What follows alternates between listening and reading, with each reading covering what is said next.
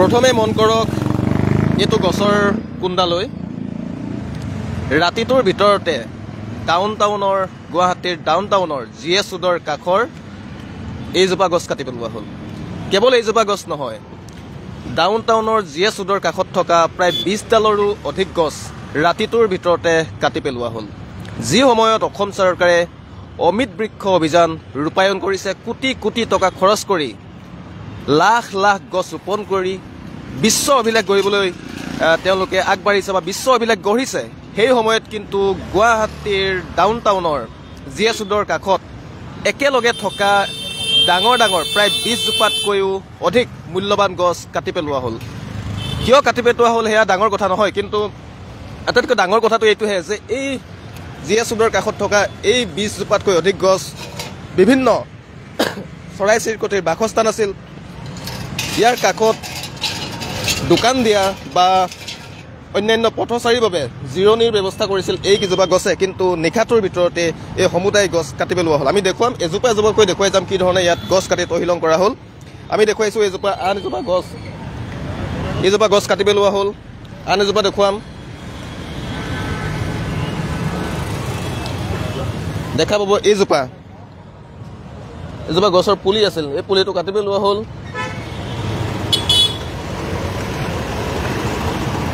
আমি আপোনালোকক দেখুৱাম যে ৰাতিটোৰ ভিতৰত কি ধৰণে 20জোপাতকৈও অধিক গছ ডাউনটাউনৰ GS ৰোডৰ সমীপত থকা 20জোপাতকৈ অধিক গছ কাটি পেলোৱা হ'ল। তাৰ আগতে আমি ইয়াৰ কাষত দোকান দিয়া ব্যৱসায়ীসকলৰ লগত অলপ কথা পাতিবলৈ চেষ্টা কৰিম। দাদা, গছবিলাক কালি কাটিলে কেইজোপামান কাটিছে এনেই? এটাৰ পৰা আপোনাৰ এটা বাজি 18 মিনিটত, মানে 18 মিনিটত নাই হ'লেও 20টা গছ কাটা গেল। 20জোপা গছ কাটিছে, কমেও 20জোপা গছ, কমেও 20জোপা গছ কাটিছে। 20জোপা গছ আমি গণি লৈছোঁ, আমি আছিলোঁ ইয়াতে ৰাতি। 20জোপা গছ কাটিলে। এতিয়া আমি সেই গছ-গছনি কটাৰ কাৰণে উহা ল'বলৈ অলপ কষ্ট পাই আছোঁ। আপুনি ইয়াতে দোকান দিয়ে, ইয়াতে সদায় থাকেই, এই গছকেইজোপাৰ কাৰণে আপোনালোকে ইয়াত চাহ লৈছিলে, আপোনালোকে ইয়াত বতাহ ল'ব পাৰিছিলে। বতাহ ল'ব পাৰিব কি?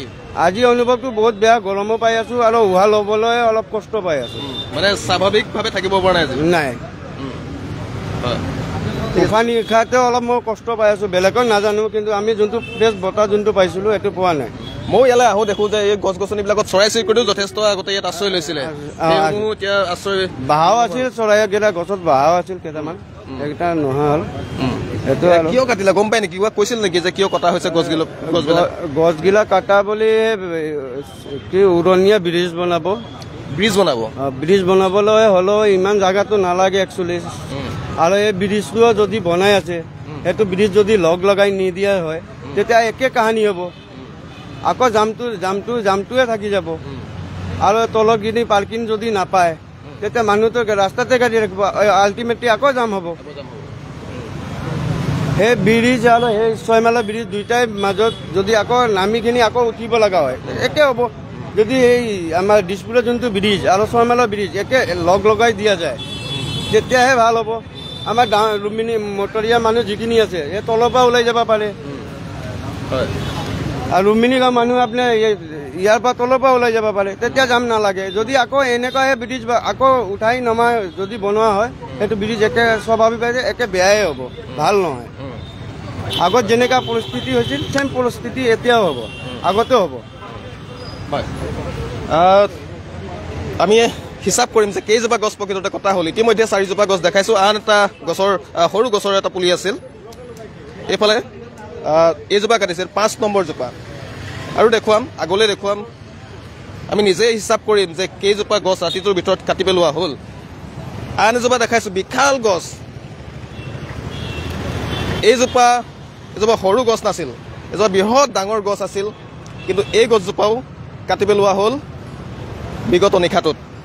আমাক ইয়াৰ স্থানীয় লোকসকলে জনাইছে যে ৰাতি 1 বজাত প্ৰশাসনৰ মানুহ আহি এই গছসমূহ কাটি পেলালে। তেওঁলোকে জনাইছে যে তেওঁলোকে শুনা পাইছে যে ইয়াত হয়তো উৰণীয়া সেতু নিৰ্মাণ কৰা হ'ব, তেওঁলোকে শুনা পাইছোঁ বুলি আমাক অৱগত কৰিছে, আৰু সেইবাবেই তেওঁলোকে প্ৰশাসনে অপৰিকল্পিতভাৱে কোনো পৰিকল্পনা নথকাকৈ গছকেইজোপা কাটি পেলাইছে।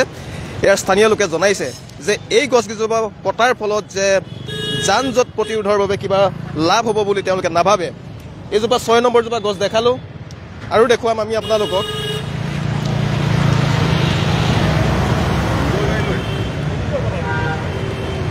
ইয়াত এজোপা গছ আছিল 7 নম্বৰ জোপা গছ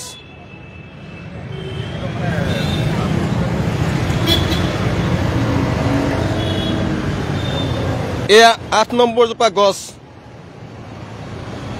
বিগত নিশাটোত কাটি পেলোৱা 8 নম্বৰ জোপা গছৰ উদাহৰণ বিশাল এজোপা গছ আছিল এই স্থানত দেখাই পাইছে যে ইয়াৰ গুৰিটো চালে আপোনালোকে অনুভৱ কৰিব পাৰিব ধৰিব পাৰিব যে এইজোপা গছ আচলতে কিমান বিশাল আছিল ডাউন টাউনৰ জিএছ ৰোডৰ কাষত থকা লানি লানিকৈ থকা এই অঞ্চলত এই গছসমূহ এই ধৰণে কাটি পেলোৱা হৈছে এইজোপা 8 নম্বৰ জোপা গছৰ উদাহৰণ আমি আগলৈ যাম আৰু চাম যে কিমান গছ প্ৰকৃততে এটা নিশাত কাটি পেলোৱা হ'ল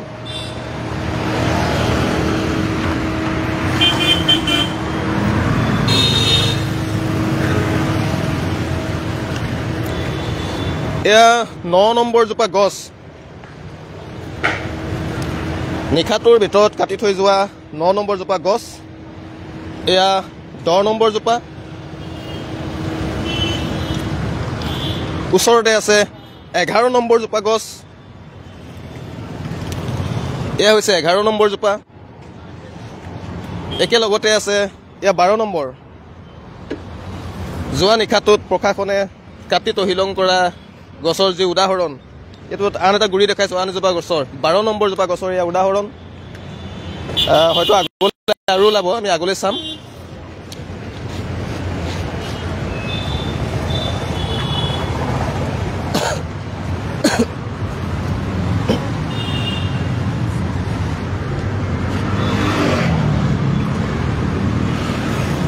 এয়া হৈছে 13 নম্বৰ জোপা গছৰ উদাহৰণ একে লেঠাৰিয়ে একেলগে শাৰী পাতি থকা গছ গুৱাহাটীৰ ডাউন টাউনৰ জিএছ ৰোডৰ কাষত থকা লানি লানি গছৰ শাৰী ইয়াতে লানি লানিকৈ গছ আছিল আগতে ডাঙৰ ডাঙৰ গছ আছিল সকলো কাটি পেলোৱা হৈছে 12 নম্বৰ জোপা আমি দেখালোঁ 12 নম্বৰ হৈছে ন হা এইটো 13 নম্বৰ জোপা আমি পাৰ হৈ আহিলোঁ এইফালে এয়া 14 নম্বৰ এইজোপা গছ 14 নম্বৰ এইজোপাও যোৱা নিশা কাটি পেলোৱা হৈছিল 14 নম্বৰ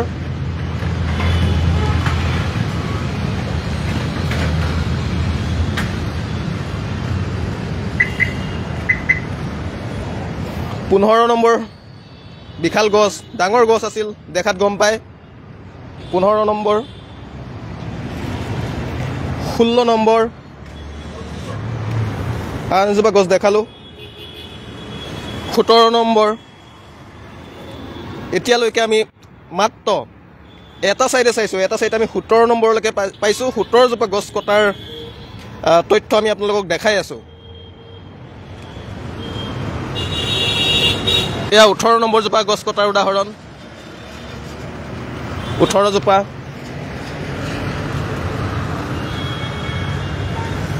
এয়া 19 হয়তো মাজত থাকি আহিছে এতিয়ালৈকে আমি ডাউন টাউনৰ জিএছ ৰোডৰ মাত্ৰ যি অংশত গছ কাটিছিল সেই অংশটোৰ এটা চাইডে আপোনালোকক দেখুৱাইছোঁ এটা চাইডতে এতিয়ালৈকে 19 জোপা গছ কটাৰ তথ্য আমি দেখা পাইছোঁ হয়তো ইয়াতো মাজত থাকি আহিব পাৰে কাৰণ কাষে কাষে গাড়ী আছে গাড়ীৰ কাৰণে আমি দেখা নাপাব পাৰোঁ তথাপিও এতিয়ালৈকে আমি যি হিচাপ কৰিলোঁ মাত্ৰ এটা চাইডেই 19 জোপা গছ কটাৰ তথ্য আমি দেখা পাইছোঁ আৰু অলপ আগলৈ গৈ চাওঁ যদি আছে এইফালে সম্ভৱতঃ নাই আৰু এইফালে হয়তো কটা নাই আৰু এইফালে গোটেই আমি গছ থকা দেখাও পোৱা নাছিলোঁ কিন্তু আৰু সিটো চাইডে আছে বিপৰীত চাইডে আমি যি অংশৰ পৰা হিচাপ কৰিছিলোঁ তাৰ বিপৰীত চাইডে কেইজোপা গছ কাটিছে আমি আপোনালোকক দেখুৱাম এটা চাইডে 19 জোপা গছ কটাৰ দৃশ্য আপোনালোকে দেখা পালে আমি গছৰ গুৰিসমূহ আপোনালোকক দেখুৱালোঁ যি সময়ত অসম চৰকাৰে লাখ লাখ গছ পুলি ৰোপণৰ নামত কোটি কোটি টকা খৰচ কৰিছে লাখ লাখ গছ পুলি একেদিনাই ৰোপণ কৰি বিশ্বত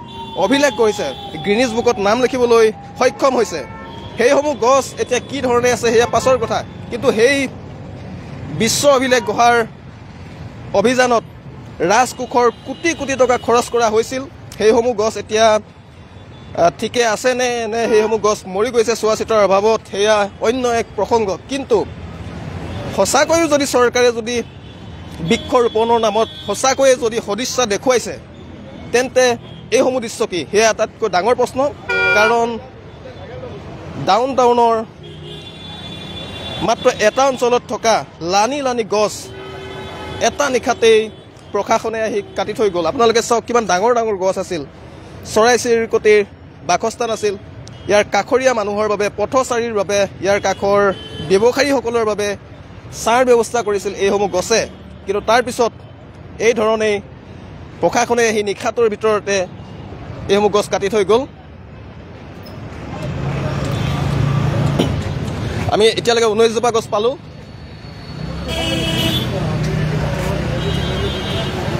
আমি ইয়াৰ পৰা হিচাপ কৰিছিলোঁ ন, আগৰ পৰা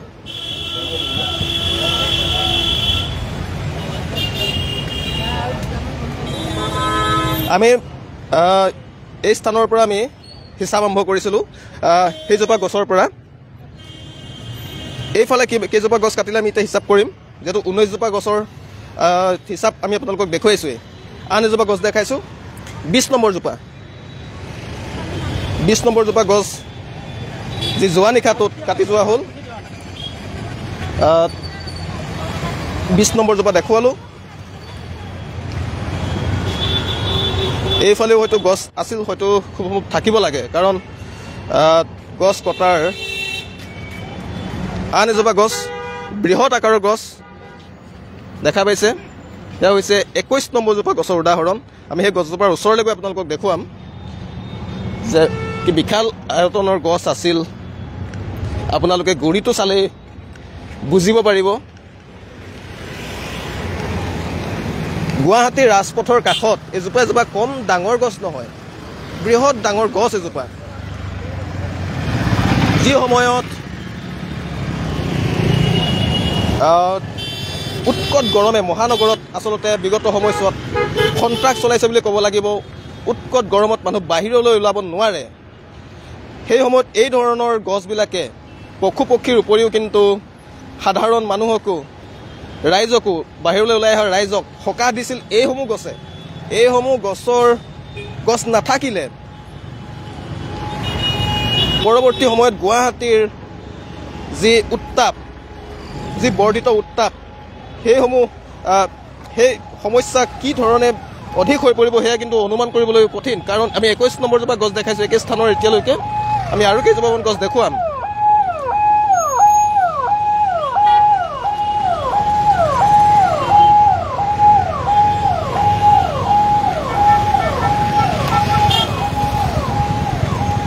আমি আপোনালোকৰ কেমেৰাৰ সন্মুখতে হিচাপ কৰি দেখুৱাইছোঁ যে কি ধৰণে এটা অঞ্চলতেই এতিয়ালৈকে আমি হিচাপ কৰা অনুসৰি 21 জোপাতকৈ অধিক গছ কাটি পেলোৱা হৈছে। আৰু কাটিছে, আমি দেখুৱাম, আৰু পাইছোঁ আমি 22 নম্বৰ। এইজোপা হৈছে 22 নম্বৰ জোপা গছ। এইজোপাও বিগত নিশা কাটি পেলোৱা হ'ল। 22 নম্বৰ।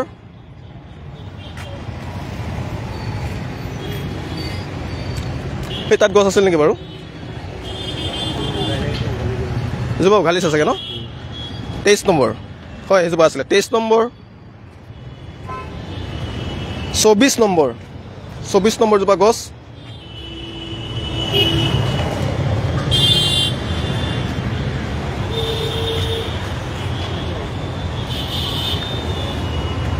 পঁচিছ নম্বৰ। এয়া 25 নম্বৰ জোপা গছৰ উদাহৰণ, যি মাত্ৰ কালি নিশাটোতে কাটি পেলোৱা হৈছে। 25 হ'ল।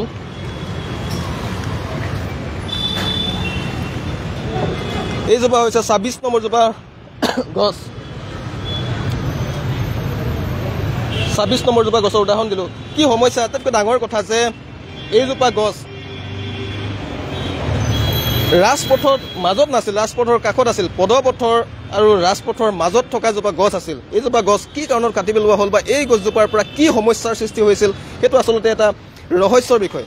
কাক এইজোপা গছে জগৰ লগাইছিল আপোনালোকে নিজে, আমি সমগ্ৰ দৃশ্যটো একবাৰ দেখুৱাম। আপোনালোকে একবাৰ চাওক যে ৰাজপথৰ মাজত গছজোপা নাই। গাড়ী চলিব, গাড়ী চলা অংশটো বেলেগ। সোণমণি একবাৰ দেখুৱাবা। সিফালে গাড়ী চলে, ছাইডতে পাৰ্কিং। এয়া হৈছে পদপথ। এই ৰেলিংডাল দেখি আপোনালোকে বুজিব পাৰিছেই।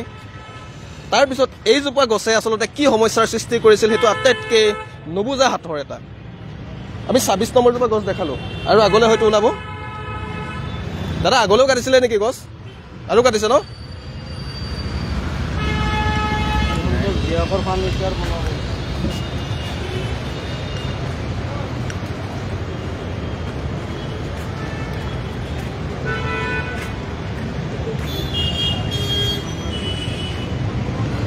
এই স্থানলৈকে ২৬ জোপা, হয়তো আৰু আছে গছৰ, আমি গাড়ীৰ পৰা দেখাব পৰা নাই।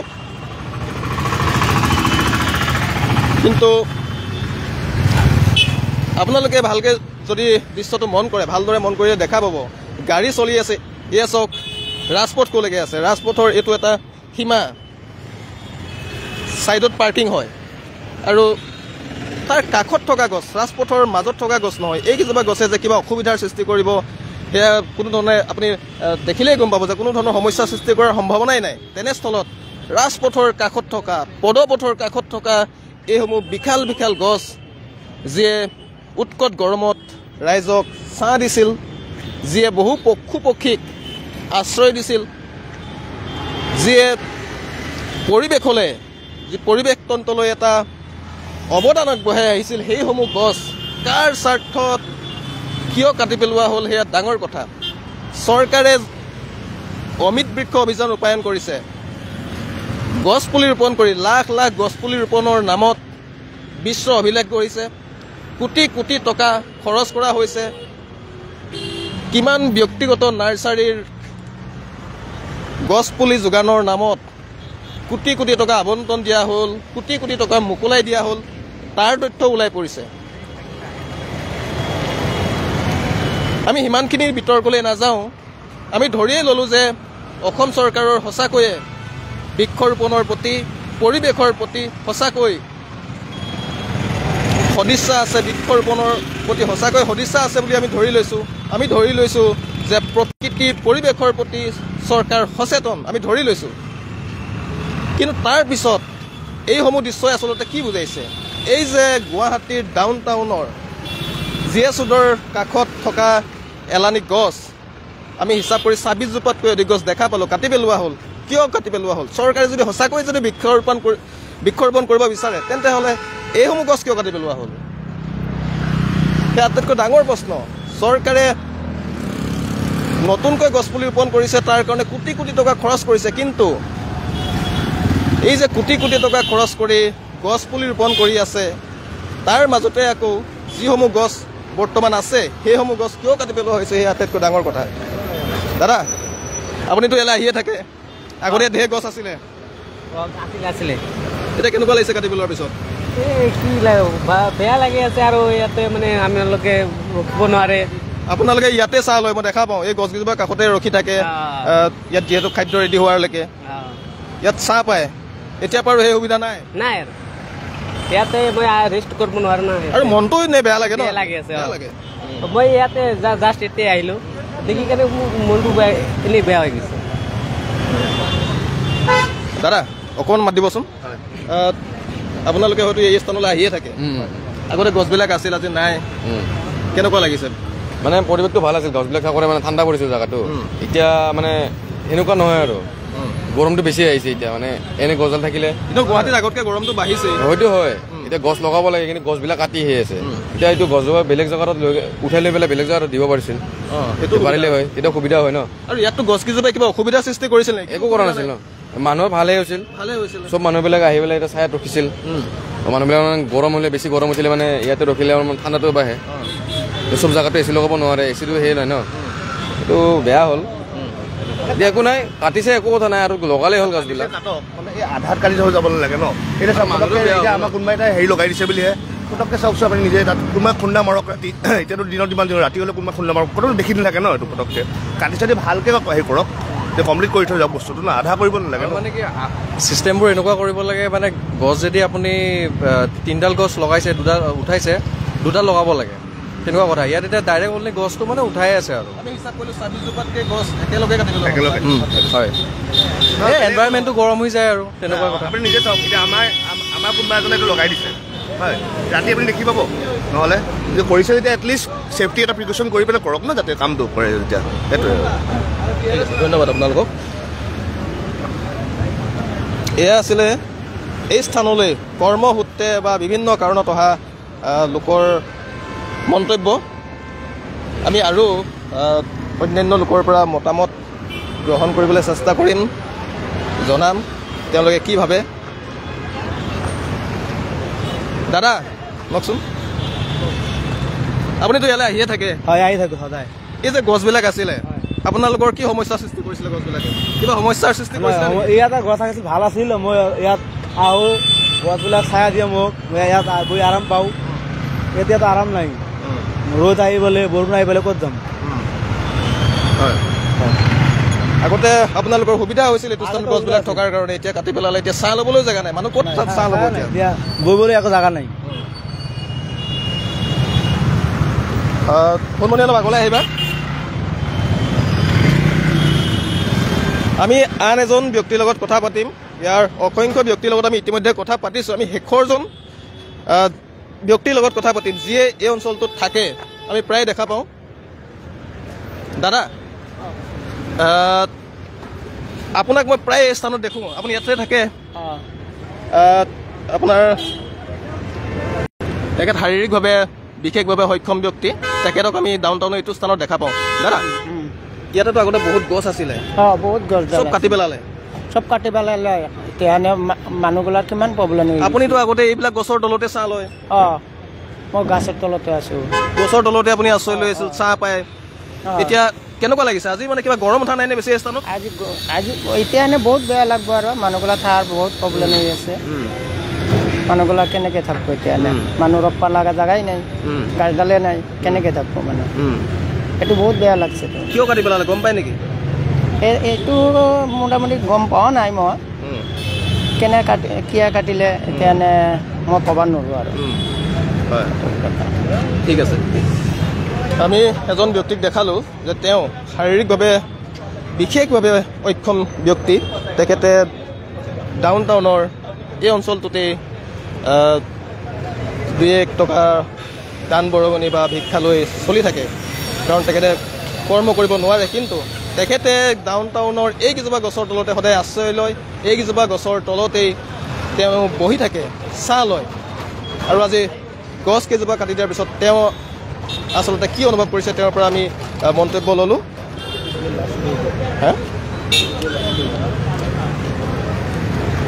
দেখিলে বেয়া লগা দৃশ্য, কাৰণ এইহেন বিশাল আকাৰৰ গছ নিশাটোৰ ভিতৰতে 26 জোপাতকৈও অধিক গছ কাটি পেলোৱা আমি দেখা পালোঁ। চৰকাৰে অমৃত বৃক্ষ অভিযান ৰূপায়ণ কৰি থাকক, চৰকাৰে লাখ লাখ গছ ৰোপণ কৰি বিশ্ব অভিলেখ গঢ়ি থাকক। কিন্তু তাৰ মাজতে যদি এই ধৰণে গুৱাহাটীৰ মাজমজিয়াত যদি বন ধ্বংস অভিযানত যদি নামি পৰে, সেয়া আচলতে কোনো কাৰণতে মানি ল'বলগীয়া নহয়, সেয়া কোনো কাৰণতে গ্ৰহণযোগ্য হ'ব নোৱাৰে। আৰু এই কাৰ্যক প্ৰশাসনে ৰাতিটোৰ ভিতৰত যি কাৰ্য সংঘটিত কৰিলে, 26 জোপাতকৈ অধিক বিশাল গছ, ডাঙৰ ডাঙৰ গছ কাটি পেলাই যি কাণ্ড সংঘটিত কৰিলে, সেই কাণ্ডক কিন্তু প্ৰতিজন মহানাগৰিকে এই সময়ত গৰিহণা প্ৰদান কৰিছে। ধন্যবাদ।